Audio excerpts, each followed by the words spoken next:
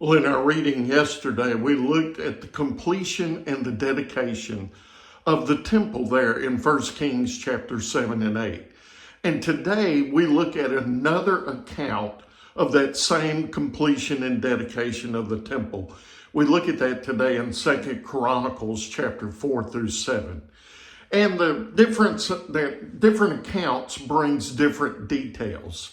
And one of the differences that we see is found in 2 Chronicles chapter 7 and verse 1, that when Solomon finished his prayer of dedication in the temple, that fire from the Lord fell on the offerings.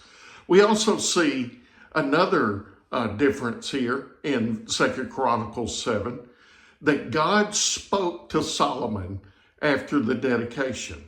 And so I want to read to you 2 Chronicles 7, verse 17 through 22.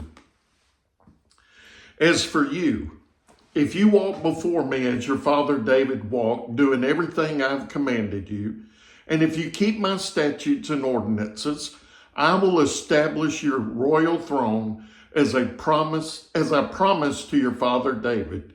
You will never fail to have a man ruling in Israel. However, if you turn away and abandon my statutes and my commands that I've set before you, and if you go and serve other gods and bow and worship to them, then I will uproot Israel from the soil that I gave them, and this temple that I have sanctified for my name, I will banish from my presence. I will make it an object of scorn and ridicule among all the peoples. As for this temple, which was exalted, everyone who passes by will be appalled and will say, why did the Lord do this to the land and this temple? Then they will say, because they abandoned the Lord God and their ancestors who brought them out of the land of Egypt. They clung to other gods and bowed and worshiped to them and served them. And because of all this, he brought all this ruin on them. Well, we know the story of Solomon. If not, you're going to be reading it very shortly. But Solomon eventually is drawn away by some of his foreign wives to worship foreign gods in addition to God. He wasn't faithful.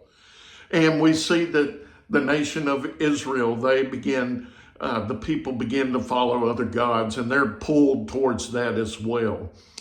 And so we see that they turned away from God and turned toward other gods.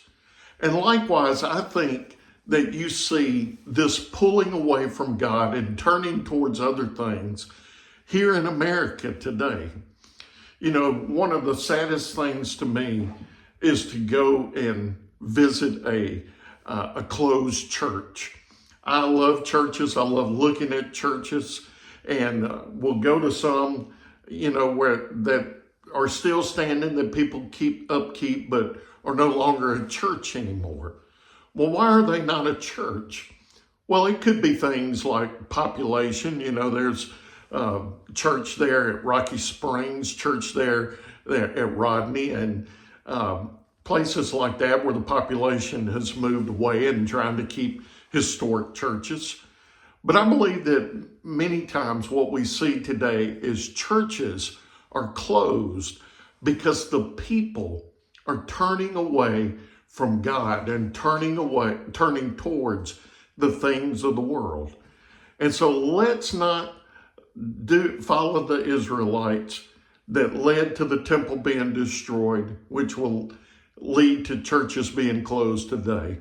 But let's pursue the Lord and the things of the Lord and not the things of the world.